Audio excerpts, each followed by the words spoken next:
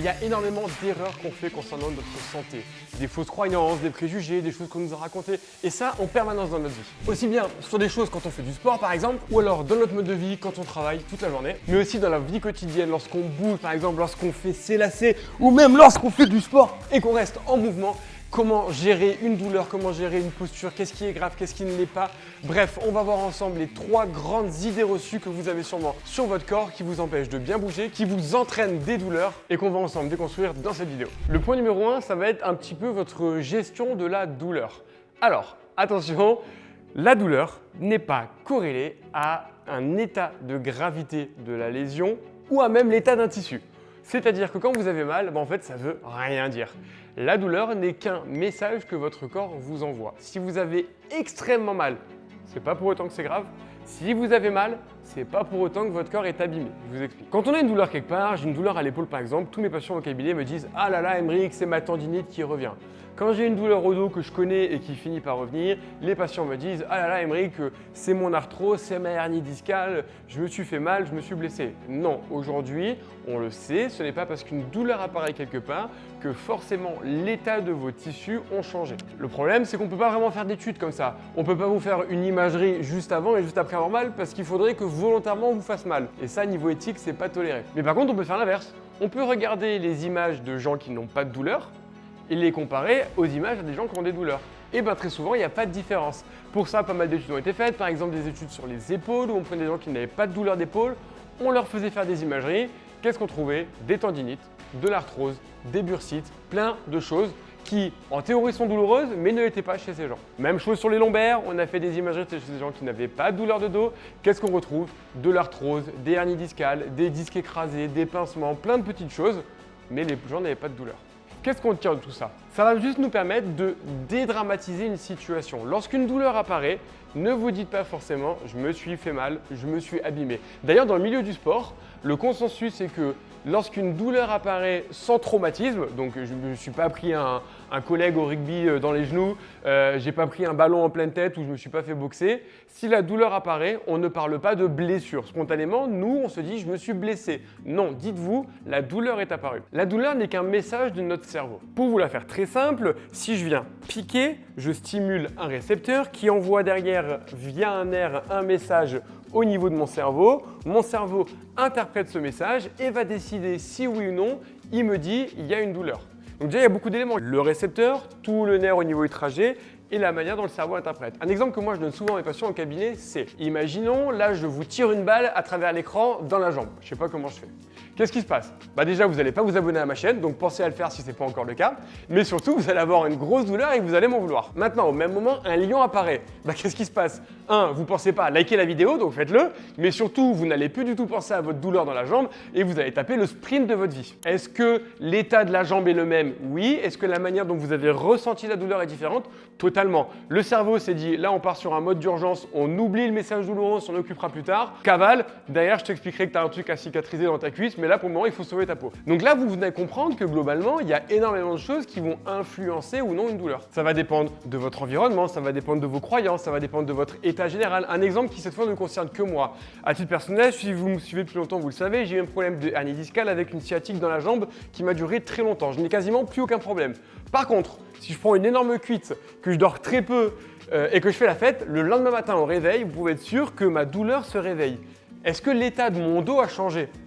Non, j'ai juste moins dormi et sûrement que mon système nerveux est un peu plus sensible. Donc il me recrée une ancienne douleur. Pour autant, mon dos est dans le même état. Et ça, il y a des milliers d'exemples possibles. Les gens qui ressentent des vieilles fractures lorsque la météo elle change par exemple. Pareil, est-ce que l'état de la fracture a changé? Non. Par contre, la douleur s'est ravivée. Donc si un jour une douleur apparaît, ne dédramatisez pas. Demandez-vous plutôt, tiens, qu'est-ce qui a changé dans mon mode de vie ces derniers temps qui peut expliquer cette douleur? Je dors moins, je suis plus fatigué, j'ai changé mon alimentation, mon sommeil, ma femme, mes enfants. Bref, qu'est-ce qui fait qu'une douleur pourrait apparaître? Essayez de travailler sur ces éléments. Faites-vous accompagner par des thérapeutes, des kinés ou des ostéos, mais dédramatisez parce que très souvent, l'intensité n'est pas corrélée et souvent, tout va bien. Deuxième grosse erreur qu'on fait, ça va concerner la posture, voire même la position. En fait, je vais tout mettre un petit peu dans le même bagage. C'est la bonne ou la mauvaise posture, mais aussi les patients qui me disent, par exemple, au niveau du dos, j'en ai reçu un il n'y a pas longtemps au cabinet, je suis trop cambré. Je suis trop comme ça. Ça n'a pas de rapport avec la douleur et il y a pas mal d'études qui ont été faites là-dessus. Si on prend les deux extrêmes d'un point de vue positionnel, morphologique de populations. Les populations, on va dire, asiatiques et les populations plutôt type africaine. Population type africaine qui serait tendance à être très comme ça, vs une population asiatique qui serait tendance à être plutôt toute longiligne. Évidemment, je caricature, mais ces populations ne sont pas connues aussi bien l'une que l'autre pour avoir plus de problèmes. D'ailleurs, les courbures de dos sont naturelles. On a tous une lordose cervicale, une syphose thoracique et une lordose lombaire. Ces courbures sont censées nous aider en fait à amortir la contrainte. J'aurais tendance à me dire plus on a de cambrure, mieux c'est parce qu'on va pouvoir mieux amortir la contrainte. On a plus de ressorts. Donc limite, ça devrait être meilleur, mais ça ne concerne que moi. Et quand on prend toute une population qui a mal au dos et toute une population qui n'a pas de douleur de dos, on ne voit pas de vraie différence avec une qui serait plus ou moins cambrée et une qui serait plus ou moins alignée. Non, globalement, les moyennes se valent, donc ce n'est pas du tout un élément prédictif des douleurs. On a d'ailleurs exactement la même chose sur les petites scolioses. Le fait d'avoir une petite scoliose, une petite déviation n'entraîne pas plus de douleur parce que globalement, en fait, personne n'est droit et personne n'est aligné. Concernant maintenant les postures au travail, le fait d'être avachi, le fait d'être un petit peu dans cette position, le fait d'être un peu tout le temps sur notre téléphone, ça, une fois encore, ça ne déclenche pas plus de douleur que la posture complètement droite. Mais d'ailleurs, essayez, on a déjà tous essayé d'être complètement bien droit et bien assis sur sa chaise. Qu'est-ce qui se passe? On a nos muscles qui commencent à se tétaniser et en fait, ça redevient douloureux aussi. Le problème n'est pas la posture avachie, ça va être d'être toujours dans cette posture et surtout le cadre et l'univers. Si vous êtes 8 heures au travail comme ça, mais qu'en plus vous avez un métier stressant qui ne vous passionne pas, avec une hiérarchie qui ne vous convient pas, des collègues qui ne vous conviennent pas, tous ces éléments-là sont des éléments favorisant l'apparition de douleurs, de dos mais aussi d'épaules, de poignets, etc.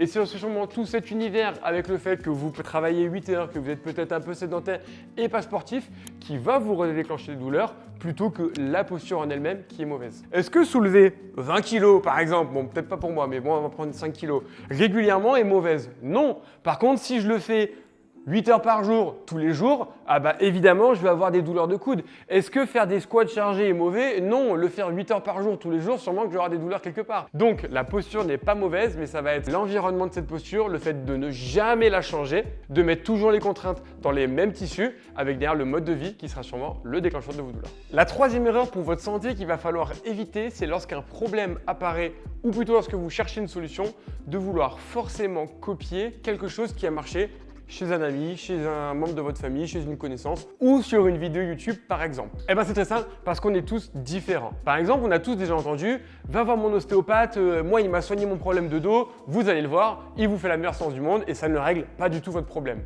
Chaque personne est différente, chaque douleur est différente, on en a parlé dans le premier point, et du coup chaque traitement ou chaque outil nécessaire pour ça vont être différents. Un exemple concret au cabinet, quelqu'un qui va venir me voir pour une douleur d'épaule, si je lui fais faire le même exercice de rotation externe que j'ai fait à mes 10 patients de douleur d'épaule de la journée, ça ne marchera pas. Le premier, c'était peut-être une tendinite du biceps, le deuxième, c'était peut-être de l'arthrose acromioclaviculaire, le troisième, c'était peut-être une irradiation cervicale, là où le quatrième, j'ai plus d'idée. Mais c'était encore autre chose. De la même manière, si on prend l'exemple du sport, si vous voulez vous développer musculairement, il y a des grandes règles à respecter, mais c'est pas parce qu'un programme de sport a marché chez un individu que forcément il va marcher chez vous. Ça va dépendre de votre mode de vie, ça va dépendre de votre sommeil, du nombre de fois que vous entraînez par semaine, de votre alimentation, de la longueur de vos segments, de vos antécédents sportifs, de vos anciennes blessures. Donc, ne vous fiez pas toujours à ce que certaines personnes ont pu mettre en place pour arriver d'un point A à un point B, parce que ce ne sera pas toujours valable pour vous. D'ailleurs, c'est ce qui fait toute la difficulté des professions qui traitent de l'humain, que ce soit les nutritionnistes, les diététiciens, les psychologues, la kiné, les ostéos dans le médical, les coachs sportifs dans le sport et la santé.